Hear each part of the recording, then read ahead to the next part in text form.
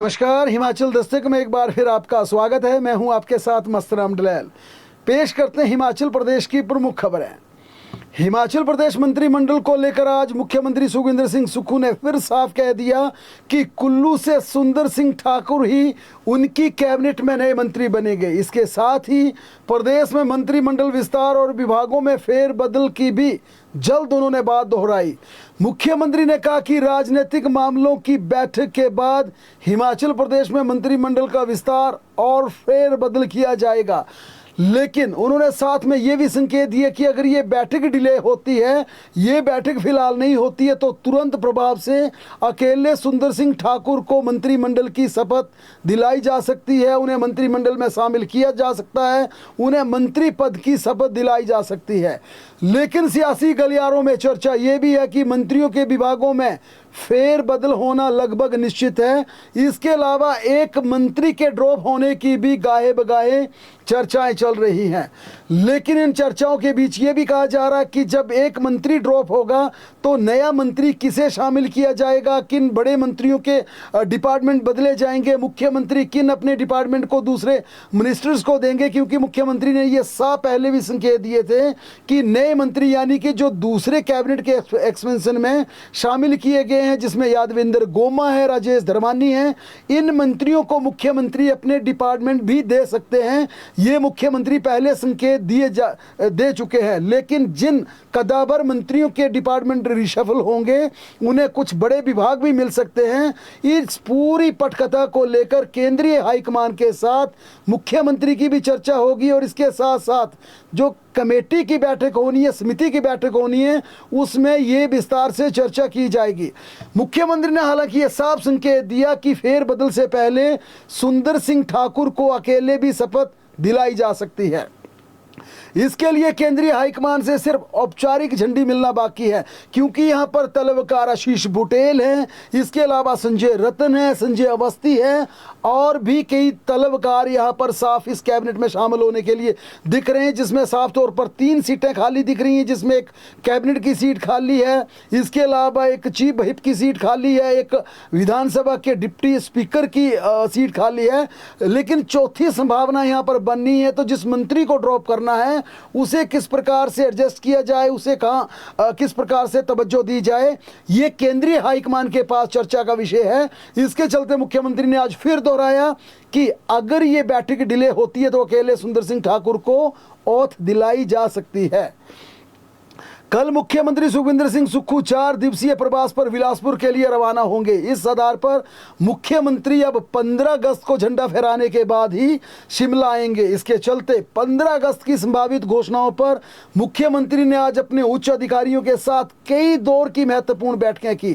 खासकर वित्त विभाग के साथ मुख्यमंत्री ने अफसरों के साथ 15 अगस्त की प्रस्तावित घोषणाओं को लेकर प्रदेश की वित्तीय स्थिति को लेकर पूरी तरह से फीडबैक लिया। हालांकि ये माना जाता है कि मुख्यमंत्री अपने मन में बात रखते हैं, लेकिन उन्होंने तमाम अधिकारियों से पूछा कि इसमें प्रदेश की वित्तीय स्थिति क्या है, अगले मार्च तक किस प्रकार से वित्तीय स्थिति को लेकर जाना है, क्योंकि खुद मुख्यमंत्री फाइनेंस मिनिस्टर भी हैं और ये माना जाता है कि फाइनेंस को लेकर खुद मुख्यमंत्री तय करते हैं, वे अधिकारियों पर बिल्कुल डिपेंड नहीं रहते। लेकिन आज उन्होंने पूछा कि इस समय बजट की क्या स्थिति है, 15 अगस्त को संभावित घोषणाओं को लेकर हम क्या क्या कर सकते हैं। उन्होंने अधिकारियों से जरूर ये बात पूछी, लेकिन उनके मन में क्या था ये बिल्कुल नहीं बताया। लेकिन माना यह जा रहा है कि इस बार 15 अगस्त को हिमाचल प्रदेश के पेंशनर और कर्मचारियों को डीए एरियर की सबसे बड़ी आस है और कर्मचारियों को लगता है कि उनका एक लंबा चौड़ा एक हिसाब बन चुका है। लंबे समय से उन्हें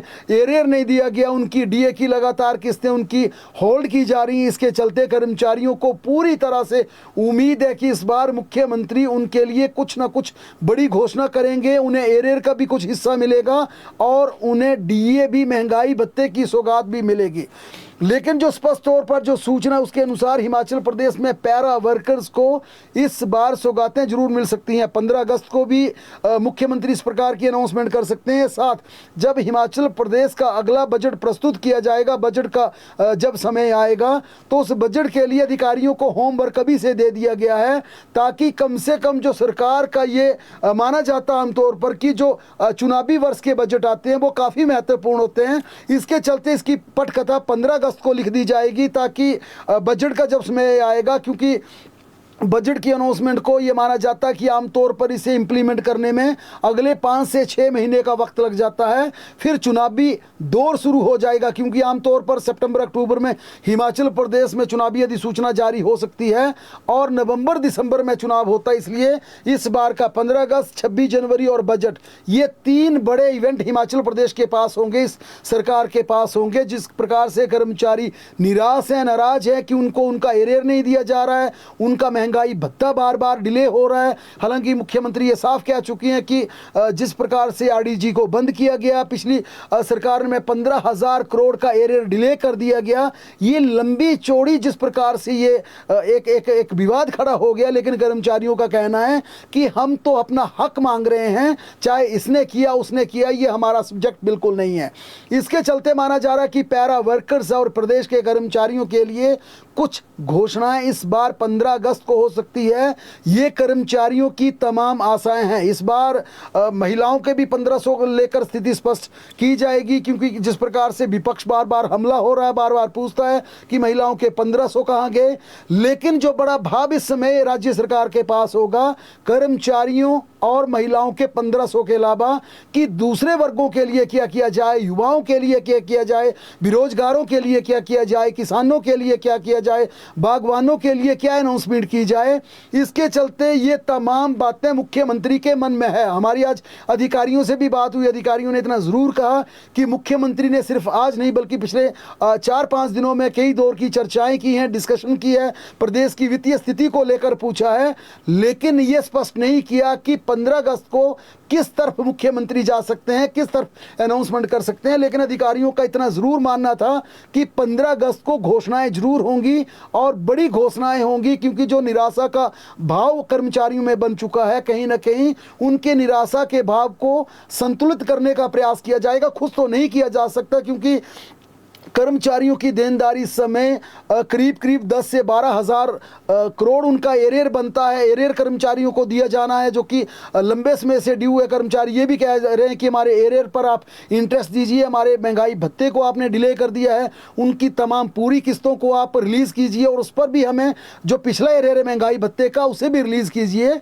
इसके चलते इतना कुछ करना तो संभव नहीं होगा, लेकिन यहाँ पर अनाउंसमेंट जरूर होगी, जो लगातार दौर यहाँ पर वित्त विभाग के अधिकारियों के साथ चल रहा है। इतना जरूर अधिकारियों ने कहा कि मुख्यमंत्री के मन में क्या होता है वे किसी को नहीं बताते, अचानक अनाउंसमेंट होती है। और कई बार तो ये होता है कि मुख्यमंत्री अपनी स्पीच देने से पहले खुद कागज और पेन से लिखते हैं और खुद उसको अपने सामने रखकर उसकी अनाउंसमेंट करते हैं, जिसकी ना चीफ सेक्रेटरी को पता होता, ना फाइनेंस सेक्रेटरी को पता होता, ना दूसरे अधिकारियों को पता होता। लेकिन बड़ी अपडेट ये है कि मुख्यमंत्री लगातार इस पर डिस्कशन कर रहे हैं, लगातार चर्चाएं कर रहे हैं, क्योंकि मुख्यमंत्री आज कल बिलासपुर के लिए रवाना हो जाएंगे, फिर अगले 4 दिन के प्रवास पर रहेंगे, फिर 15 अगस्त को झंडा फहराने के बाद मुख्यमंत्री सीधे वापस आएंगे। इसके चलते हमीरपुर के बड़सर में 15 अगस्त का ये दिन पूरे प्रदेश की निगाहें मुख्यमंत्री की स्पीच पर टिकी होंगी, चाहे वो कर्मचारी हो, चाहे बेरोजगार हो, चाहे युवा हो, चाहे पेंशनर्स हो, या फिर हिमाचल प्रदेश का किसान, बागवान या व्यापारी वर्ग हो या ट्रांसपोर्टर हो, सभी की निगाहें मुख्यमंत्री पर टिकी रहेगी। उधर हिमाचल प्रदेश बिजली बोर्ड के पेंशनर्स का फोरम भी आज सुंदरनगर में इकट्ठा हुआ और अपनी मांगों को लेकर उन्होंने साफ कहा कि 15 अगस्त को अगर लंबित डीए जारी नहीं किया गया तो हम आंदोलन करेंगे। फोरम ने मुख्यमंत्री से विनम्र आग्रह किया कि लंबित डीए को 15 अगस्त तक स्वीकृत कर कर्मचारियों को राहत प्रदान की जाए। उन्होंने ये भी कहा कि अगर ये अनाउंसमेंट नहीं हुई तो मजबूरन पेंशनर्स को आंदोलन पर उतरना पड़ेगा। बैठक 1 जनवरी 2016 से 1 अप्रैल 2022 के बीच सेवानिवृत्त हुए कर्मचारियों और अधिकारियों को कई वर्षों से एरियर का भुगतान न किए जाने पर भी पेंशनर्स ने नाराजगी जताई। पिछले कल प्रशासनिक फेरबदल को लेकर मुख्यमंत्री की उच्च अधिकारियों के साथ लंबी चर्चा हुई। हालांकि फेरबदल को लेकर मुख्यमंत्री के सरकारी आवास ओकओवर से लेकर सचिवालय में शुक्रवार से चर्चाएं चल रही हैं। शुक्रवार, शनिवार, रविवार, पिछले कल भी ये चर्चा हुई और बार बार कार्मिक और गृह विभाग के अफसरों को इन बैठकों में बुलाया गया। पिछले कल हालांकि गृह विभाग की हुई चर्चा के बाद हिमाचल प्रदेश पुलिस के 54 अधिकारियों के तबादला आदेश जारी कर दिए गए। बावजूद इसके कार्मिक विभाग की सूची अभी तक बाहर नहीं आ पाई। ये पहला मौका नहीं है, क्योंकि डिप्टी कमिश्नर के तबादले होने हैं, प्रशासनिक सचिवों के तबादले होने हैं, पहले भी ये डिले हो चुके हैं। पहले कहा गया कि सेक्रेटरी पर्सनल बाहर हैं, फिर कहा गया कि उसके बाद डिप्टी कमिश्नर कुल्लू का मसला आ गया, जो कि मामला सुप्रीम कोर्ट तक गया। लेकिन पिछले कल लंबी चौड़ी चर्चा होने के बाद इस सूची को फिर डिले कर दिया गया। अब माना ये जा रहा है, चूंकि अगर ये सूची आजकल में जारी नहीं होती है, फिर डिप्टी कमिश्नर के तबादलों का बुलेटिन 15 अगस्त के बाद जारी होगा, क्योंकि मुख्यमंत्री कल चले जाएंगे और फिर 15 अगस्त को झंडा फहराने के बाद वापस आएंगे। यहाँ पर ना केवल 8 से 10 जिलों के डिप्टी कमिश्नर बदले जाने हैं, बल्कि डायरेक्टर के भी तबादले होने हैं, प्रशासनिक सचिवों के तबादले होने हैं और जिला स्तर पर दूसरे प्रशासनिक अफसरों को भी बदला जाना है। हालांकि पिछले कल भी करीब 2 से ढाई घंटे ये बैठक चली थी कार्मिक विभाग के सचिव और चीफ सेक्रेटरी के साथ मुख्यमंत्री की, लेकिन उस सूची को होल्ड कर दिया गया था। पिछले कल भी उसे होल्ड किया गया था। इसके चलते माना जा रहा है कि अगर आज कल में ये सूची बाहर नहीं आई, फिर 15 अगस्त के बाद ये तबादला आदेश जारी होंगे। मुख्यमंत्री सुखविंदर सिंह सुक्खू ने कहा कि प्रियंका गांधी का शिमला स्थित अपने निजी आवास में 14 अगस्त तक आने का कार्यक्रम प्रस्तावित है। उन्होंने कहा कि इस प्रवास के दौरान प्रियंका गांधी से मंडी जिला के दियोरी स्कूल का उद्घाटन भी प्रस्तावित है, उद्घाटन करवाया जा सकता है। उनका कहना था कि पिछली बरसात के दौरान तबाह हुए स्कूल का प्रियंका गांधी ने स्पॉट विजिट किया था, इसके चलते वह इसका अब उद्घाटन कर सकती हैं। हिमाचल प्रदेश के सरकारी स्कूलों में शिक्षा ग्रहण कर रहे नर्सरी से 8वीं तक के छात्रों को अब मिड डे मील योजना के तहत अतिरिक्त पोषण मिलेगा। राज्य सरकार ने आंशिक संशोधन करते हुए छात्रों को सप्ताह में 2 दिन उबला हुआ अंडा अथवा फल उपलब्ध करवाने के आदेश जारी किए हैं। मुख्यमंत्री सुखविंदर सिंह सुक्खू ने आज प्रदेश के विभिन्न जिलों के अग्निशमन इकाइयों के लिए 46 नए त्वरित प्रतिक्रिया वाहनों को हरी झंडी दिखाकर रवाना किया। इस अवसर पर मुख्यमंत्री ने कहा कि 37 और नए अग्निशमन वाहनों की खरीद प्रक्रिया जारी है। प्रदेश सरकार ने पुलिस विभाग में किए तबादलों में आंशिक बदलाव करते हुए काजा उपमंडल पुलिस अधिकारी अजय कुमार भारद्वाज के स्थानांतरण एवं नियुक्ति आदेश को रद्द कर दिया है। जारी अधिसूचना के अनुसार अजय कुमार भारद्वाज, जो काजा जिला लाहौल स्पीति में एसडीपीओ के पद पर तैनात हैं, को सोलन जिला में डीएसपी लगाया गया था, लेकिन उनका ट्रांसफर अब रद्द कर दिया गया है। सरकार ने अब इस स्थानांतरण एवं नियुक्ति आदेश को तत्काल प्रभाव से रद्द करते हुए कांगड़ा जिला के ज्वाली में एसडीपीओ के पद पर तैनात बीरी सिंह को भी काजा का नया एसडीपीओ नियुक्त किया था। अब उन्हें 3rd बटालियन भारतीय रिजर्व बटालियन पंडोह में पुलिस उप अधीक्षक के पद पर नियुक्ति देने के आदेश जारी किए हैं। जल शक्ति विभाग में लंबे समय से पदोन्नति की प्रतीक्षा कर रहे 53 कनिष्ठ अभियंताओं को सहायक अभियंता पद पर पदोन्नति देने की प्रक्रिया तेज कर दी है। आज विभाग की डीपीसी की बैठक में 53 कनिष्ठ अभियंताओं की पदोन्नति के मामलों पर विचार कर प्रक्रिया पूरी कर दी गई। अब विभाग की ओर से करीब 1 सप्ताह के भीतर इन्हें प्रमोट कर एसडीओ पद पर नई तैनाती के आदेश जारी करने की संभावना है। हिमाचल प्रदेश हाई कोर्ट ने जिला परिषद शिमला के अध्यक्ष और उपाध्यक्ष का चुनाव न होने से जुड़ी याचिका पर राज्य सरकार सहित चुनाव आयोग को नोटिस जारी कर जवाब तलब किया। न्यायाधीश ज्योत्सना रिवाल दुआ ने नवनिर्वाचित जिला परिषद सदस्यों और प्रदेश सरकार और जिला प्रशासन के खिलाफ दायर याचिका की प्रारंभिक सुनवाई के पश्चात राज्य सरकार को 1 हफ्ते के भीतर जवाब दायर करने के आदेश पारित किए हैं। मामले पर अगली सुनवाई 17 अगस्त को निर्धारित की गई है। प्रदेश हाईकोर्ट ने तबादले के दौरान पद खाली होने के कारण काम पर न जुड़े पाने के एक सेवानिवृत्त स्कूल प्रिंसिपल के पक्ष में बड़ा फैसला सुनाया है। अदालत ने माना कि जब विभाग की लापरवाही के कारण कर्मचारी अपने नए स्टेशन पर ज्वाइन न कर सके तो उस अवधि को लीव ऑफ काइंड ड्यू के रूप में नहीं काटा जा सकता और कर्मचारी उस अवधि के पूरे वेतन का हकदार है। न्यायाधीश जियालाल भारद्वाज की अदालत ने राज्य सरकार और शिक्षा विभाग को पारित आदेशों में कहा कि याचिकाकर्ता अनिल कुमारी को 1 अगस्त 2008 से 8 जनवरी 2009 तक की अवधि का पूरा वेतन अगले 3 महीने के भीतर उनके खाते में जारी किया जाए।